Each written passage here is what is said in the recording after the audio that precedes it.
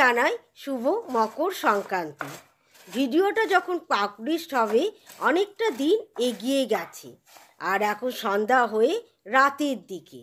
এখন থেকে ভিডিওটা শুরু করলাম, সাথে থেকো। কত দাম নিয়েছে নারকেলটা? 75 টাকা। এই নারকেলটা 75 টাকা দাম নিয়েছে। ছেড়ে দাঁড় করো না, খুরখুরে নারকেল তো, কচি নয় তো। দেখো খুরখুরে একদম। নারকেল নারকেল তার আবার কচি হয় নাকি? হ্যাঁ, কচি হলে যে কোনো জিনিস তৈরি করলে তার স্বাদ হয় আলাদা। যথেষ্ট ভালো নারকেল, এর আর কচি হয় না। হ্যাঁ, কচি নারকেল এরকম মোটা শাঁস পাবে না। মোটা শাঁসের থেকে আমার কচি জিনিসের দরকার, তাহলে যে জিনিসটা করবে সেটা ভালো হবে।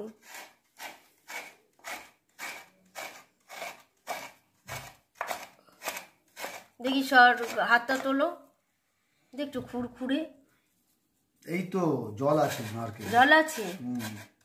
তুমি দেখতে পাচ্ছ চোখে জল, আমি দেখতে পাচ্ছি না। তুমি পাবে না, তুমি তো কেননি, আমি কিনেছি ওই জন্যে। তুমি যেহেতু কিনেছো। আর এই যে এখানে চালের গুঁড়ি কেনা আছে, তবে চালের গুঁড়ি দিয়ে আজকে কিছু হচ্ছে না। তলায় আছে কড়াইশুঁটি আছে, টমেটোর আছে, ধনেপাতা আছে, এগুলো দিয়ে আজকে কিছু হবে না। আজকে একটু পাটিসাপটা করব। চল এবার রান্নাঘরে যাই, দেখাই কতটা কি এগোলাম। এই দেখো, দুধটা বসিয়েছি, তার আগে কড়াই একটু জল দিয়েছিলাম, তারপর দুধ ঢেলে বসিয়ে দিয়ে চলে গেছিলাম ওইদিকে কর্তামশাই নারকেল কুটছে একটু ভিডিওটা তুলতে। আর কি হলো এই দেখো, বলে নাকি জল দিয়ে দুধ বসালে দুধ তলায় ধরে যায় না। এই যে তলায় একটা লেয়ার পড়ে গেছে, তা আবার ননস্টিক কড়াইতে।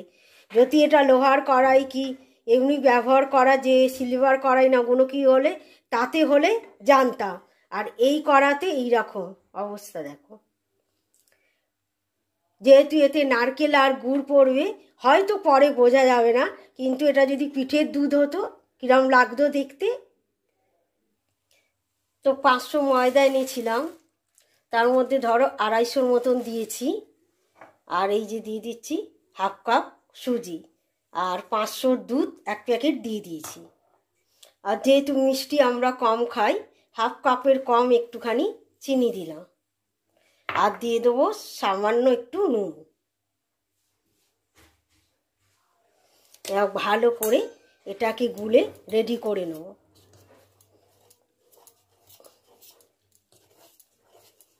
তো দুধটা যখন দিলাম তখন যদি একটু নেড়ে দিতাম, তাহলে আর এই জিনিসটা ঘটতো না। তো এই যে পাটালি এখন আমার দেয়া হয়ে গেছে। আর এবার যেটা দিয়ে দেবো, এই যে কোড়া নারকেলটা। এবার ভালো করে এটাকে একটুখানি মানে হালকা করে পাক দেবো, খুব একেবারে শুকনো করব না। দুধে কিন্তু কোনো পোড়া গন্ধ ছাড়ছে না, জাস্ট একটা লেয়ার পড়ে গেছিলো।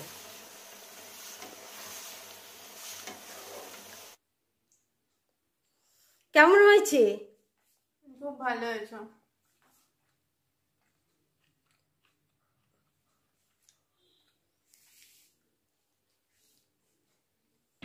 পাটিসাপটা, পিঠে, কড়াইশুঁটির কচুরি, আরও অনেক কিছু আছে, এই মুহূর্তে মনে পড়ছে না।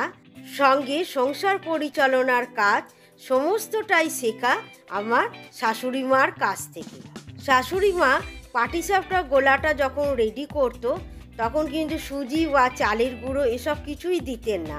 শুধু দুধ থাকতো, ময়দা থাকতো, চিনি থাকতো, সঙ্গে ঘি থাকতো, আর নারকেলের পুর থাকতো। তখন তো এগুলো চাটুতে হতো। পুরো পাটিসাপটা যখন তৈরি হয়ে যেত, সেই চাটু পুড়ে একদম লাল হয়ে থাকতো। এখন কত সুবিধা হয়েছে, এইসব ভাজাভুজি করার জন্যে ননস্টিকের এখন কত ধরনের বাসনপত্র বেরিয়েছে। আর সেই সময় তাদের মাজতে কতটাই না কষ্ট হতো এগুলো। উনি কি করতেন, পাটিসাপটার মানে এই গোলটা কি বলে মনে পড়ছে না, এটাকে টুপিকটা শিখে নিয়ে প্রথমে একটা থালাতে রাখতেন, তারপর এটার ওপরে পুরো নারকেল ছড়িয়ে দিতেন। এবার হাত দিয়ে তাকে রোল করে আর একটুখানি ঘি লাগিয়ে দিতেন। ও এবার মনে পড়েছে, এগুলোকে গোলা রুটি বলে। আর আমাদের যেদিন এই পাটিসাপটা হতো শ্বশুর বাড়িতে, সেদিনকে আর রাত্রির ডিনারে অন্য কিছুই থাকতো না, সবাই এইগুলোই খেত। আর তার সঙ্গে শুধু একটু গোলা রুটি বানানো হতো, সেটা আবার লাস্ট পাতে গুড় দিয়ে খাওয়া হতো।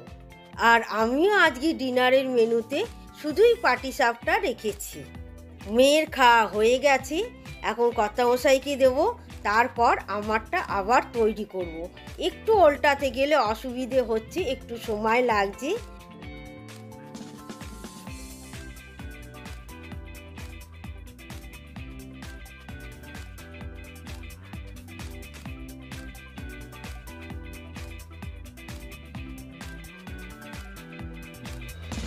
শুনছো, আজ পয়লা মাঘ, একটুখানি বাজারে যাও, একটু ফুল মিষ্টি নিয়ে আসবে।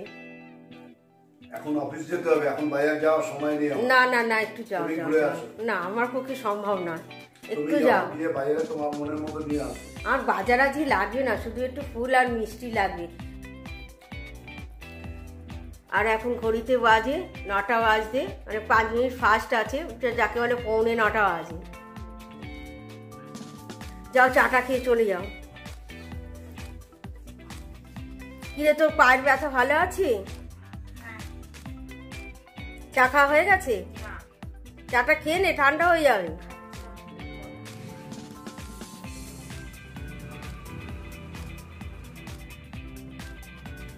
আমাদের সবারই 4 পাট মিটে গেছে, এখন চলে এসেছি টিফিনে। তবে এটা টিফিন বলবো না দুপুরের খাওয়া বলবো ঠিক বুঝে উঠতে পারছি না। ওই ঘটনার পর থেকে মেয়ে এখন ভাত খেয়ে যায় আর ভাত নিয়ে যায়। ভাতের সঙ্গে থাকছে মুগ ডাল আর ফুলকপি আলু ভাজা। যেহেতু গরম ভাত, একটু বাটার দিয়ে আর ফুলকপি আলু ভাজা দিয়ে এখন খেয়ে নিচ্ছে। আর টিফিনে নিয়ে যাবে ডাল আর ফুলকপি আলু ভাজা। ডাল কি দুভাগ করে রেখে দিয়েছি, কারণ একসঙ্গে সাঁতলে নিলে ফ্রিজে থাকলে খেতে চায় না, সিদ্ধ থাকলে আর একদিন হয়ে যাবে। মেয়ে বেরিয়ে গেছে বেশ কিছুক্ষণ হলো, কর্তামশাই এখন রেডি হয়ে গেছে বেরোনোর জন্য। তবে ওনার কিন্তু আজকে উড়িষ্যার উদ্দেশ্যে বেরোনোর কথা ছিল, কিন্তু কেন যাওয়া হলো না সেটা উনিই বলবেন। আর এখন টিফিন দিয়ে দিয়েছি ওনাকে। টিফিনে আছে ম্যাগি, গতকালকের পাটিসাপটা আর অর্ধেক তিলকু। কটায় ছিল ট্রেনটা? সকাল 11টায় ছিল, সেই ট্রেন রাত 10টায় করে দিল। বাবা, সকাল 11টা থেকে রাত 10টা। এই যে সব জিনিসপত্র গোছানো রেখে দিয়েছে সামনে, এগুলো সব ব্যাগে যাবে। ব্যাগ গোছানো হয়ে গেছে, চলো আর পরে আসছি। কর্তামশাই বেরিয়ে যাওয়ার পর চলে এসেছিলাম বেডরুমে। বেডরুমটা ভালোভাবে পরিষ্কার করে নিয়েছি, শুধু ওই কম্বলটাই পাট করতে পারি না, বড্ড যে ভারী। আর এদিকে জানলা দিয়ে কি হাওয়া দিচ্ছে, সামনেই পুকুর আর এদিকে আবার শীতকাল, বেশ ভালোই ঠান্ডা লাগছে। সকালে ফুল আর মিষ্টি আনতে গিয়ে কর্তামশাইয়ের ইচ্ছে হয়েছিল চিকেন কষা খাবে। বাড়িতে এসে ফুল মিষ্টি রেখে আমাকে জিজ্ঞেস করলো যে একটুখানি চিকেন আনবো, তুমি কষা করবে? আর ঠিক আছে, নিয়ে এসো। উনি আবার বাজারে গেলেন, চিকেন নিয়ে এলেন। এদিকে অনেক দিন থেকে আমার একটু মটরশুঁটি, টমেটোর, ধনেপাতা দিয়ে নতুন আলু কষা খেতে ইচ্ছা করছিল। সেই মতো আমিও বেশ কিছুটা আলু সেদ্ধ করে নিলাম। তারপর কড়ায় তেল দিয়ে শুকনো লঙ্কা আর গোটা জিরে ফোড়ন দিয়ে আলুটা প্রথমে ভেজে নিয়ে টমেটোর আর বেশ অনেকটাই মটরশুঁটি দিয়েছিলাম। মশলার মধ্যে সব গুঁড়ো মশলাই দিয়েছি, লঙ্কা, হলুদ, ধনে, জিরে, আদা, গরম মশলা সবই গুঁড়ো, নুন মিষ্টি দিয়ে এরপর একটুখানি জল দিয়ে পরে আবার একটু জল দিয়েছিলাম। এই জলেতেই একেবারে কষে শুকনো করে নেব। শেষে ছড়িয়ে দিলাম ধনে পাতা।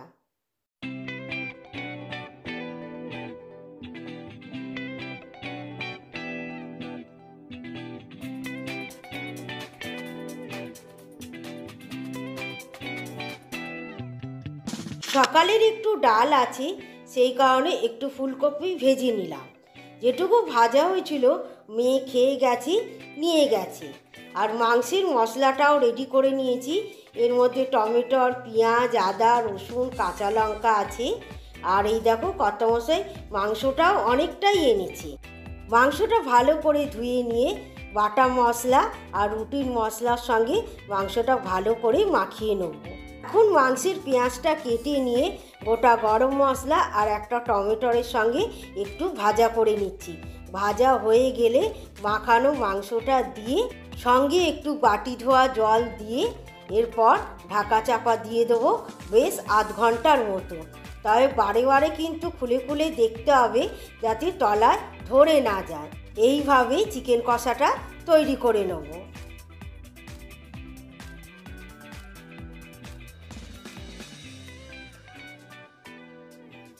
এদিকে দেখো আমার ধোয়া ওঠা চিকেন কষা রেডি হয়ে গেছে। আর ওপর থেকে ছড়িয়ে দিচ্ছি একটু ধনে পাতা। ভিডিওটা শুরু করেছিলাম গতকালের রাত থেকে, আর এখন হয়ে গেল পরের দিনে দুপুর। তাহলে চলো আজকের মতন ভিডিওটা এখানেই শেষ করলাম। আবার একটা নতুন ভিডিওর সাথে আবার তোমাদের সঙ্গে দেখা হবে। আজকের মতন সবাইকে টাটা, বাই বাই।